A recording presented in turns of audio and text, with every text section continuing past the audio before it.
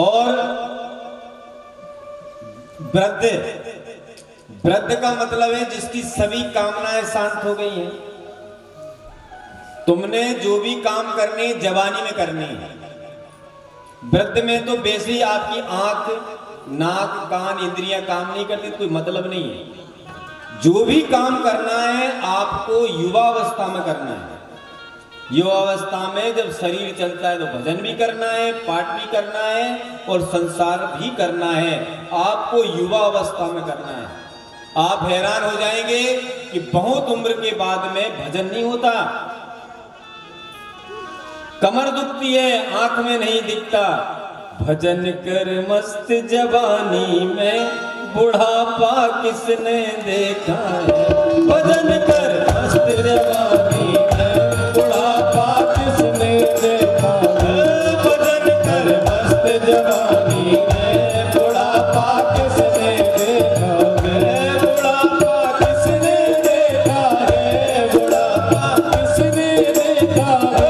भजन कर मस्त जवानी में बुढ़ापा किसने देखा है। भजन कर मस्त जवानी में बुढ़ापा किसने देखा है। और बुढ़ापे में आंखों से नहीं दिखता, बुढ़ापे में आंखों से नहीं दिखता। तरस तुम कर नहीं पाते हो, तरस तुम कर नहीं पाते हो। तरस कर मस्त जवानी में बुढ़ापा किसने देखा है। तरस कर मस्त जवानी में बुढ़ापा किसने देखा है। बुढ़ापे में चल नहीं पाओगे, बुढ़ापे में चल नहीं पाओगे। परकम्मा कर नहीं पाओगे, परकम्मा कर नहीं पाओगे।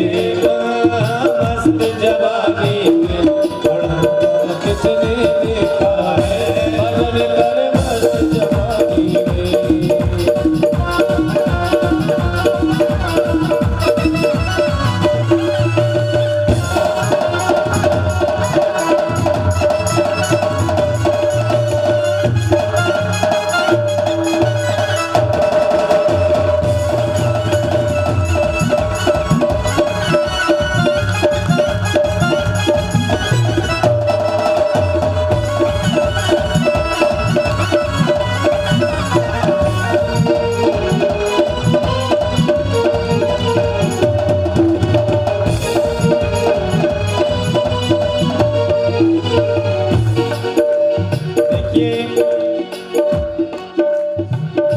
भजन कर मस्त जवानी में बुढ़ापा किसने देखा है।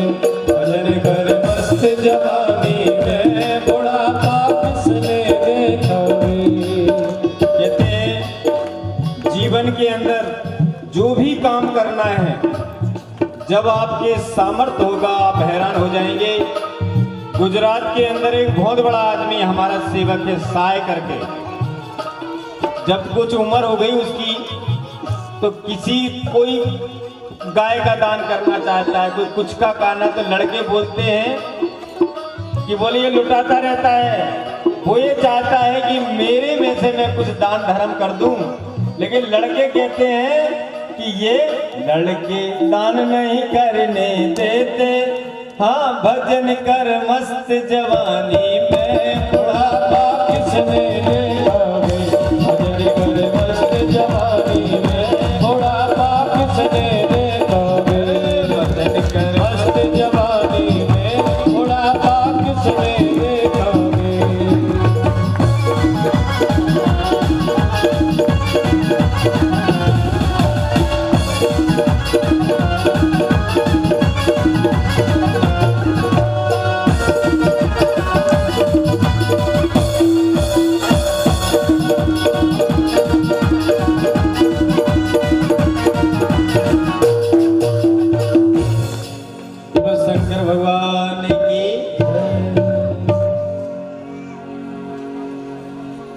हमें अपने जीवन के बाल्यकाल की अवस्था से आपकी संपत्ति कौन सी है, आपका बैंक बैलेंस है कि आपकी जमीन है, आपकी संपत्ति कौन सी है, वो तो संपत्ति है ही संसार में चलाने के लिए, लेकिन सबसे बड़ी संपत्ति है अपने बच्चों को संस्कार बनाकर ठाकुर जी की सेवा में, गुरु महाराज की सेवा में और भगवान के मार्ग में लगाने वाली आपकी महाराज सबसे बड़ी संपत्ति है। यदि आपने परिवार को, कुटुंब को और बच्चों को यदि परमात्मा में लगा दिया, क्योंकि परमात्मा की सेवा करने वाला व्यक्ति भले ही तुमको गाली दे गुस्से में, परंतु माता पिता को महाराज रोके करे चाहे धोखे करे, वो आपकी जरूर सेवा करेगा, क्योंकि आपने उसको संस्कार दिया है। वो आज नहीं तो कल करेगा।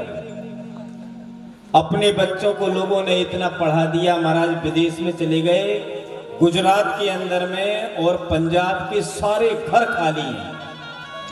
सारे बच्चे पैसे कमाने के लिए विदेश में चले गए।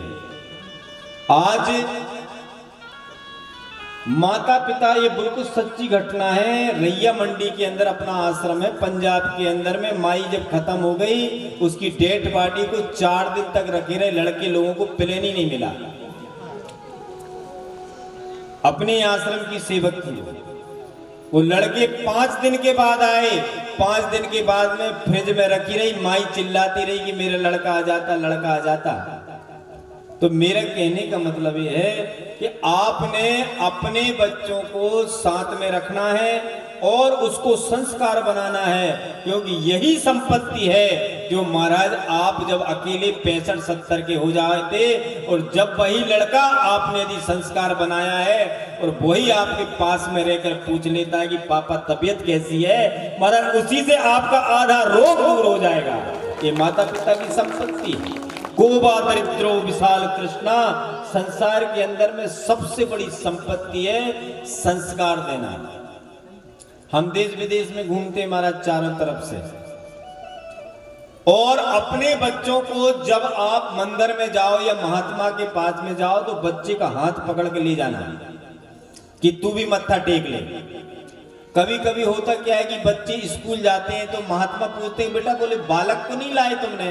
बोले महाराज जी, बोले स्कूल जल्दी जाना था, बोले इसलिए बोले मैंने उसको वहां पे छोड़ आई। ऐसे करते करते 1 साल 2 साल 5वीं पहुंचा, 6वीं पहुंचा, 7वीं 8वीं, माता तो आती है, लड़के को नहीं लाता।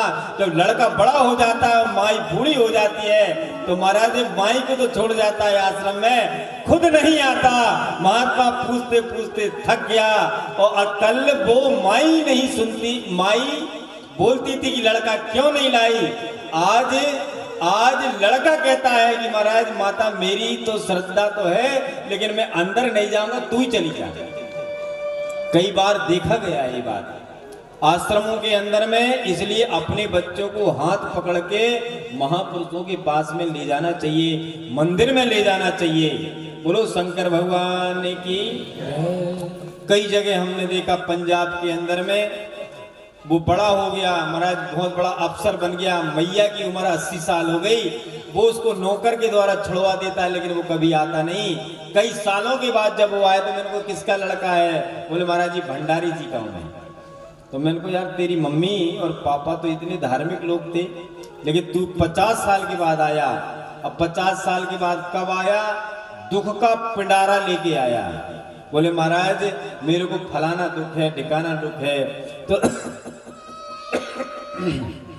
तो संसार में परमात्मा के पास जब जाएं तो आप खुशी मन से जाएं, आप दुखी मन से ना जाएं, क्योंकि दुख से तो परमात्मा कहते मांगने वाले से खुदा डरता है। क्या डालता है? मांगने वाला। एक लड़का किसी के यहाँ उधार मांगने के लिए गया तो बोले पापा जी ने मना किया है। कोई मांगने वाला गया कि भैया बोले पैसे चाहिए हैं या कुछ लेने के लिए आ रहे थे, फलाने जी कहाँ गए? तो मांगने वाले जब गया तो बोले, उसने बोले कि लड़के को बोलना है कि बोल दे कि पापा नहीं है। तो लड़का बोलता पापा ने बोला है कि मैं, बोले पापा नहीं है। तो उसको झूठ बोलना भी नहीं आया। बोलो शंकर भगवान की। ऐसे ही हमारे जीवन में चंचुला के द्वारा ये वर्णन आया कि हमको संसार के अंदर में कामनाओं और वासनाओं के द्वारा बताया गया कि किस प्रकार से नरकों का कष्ट होता है। आप हैरान हो जाएंगे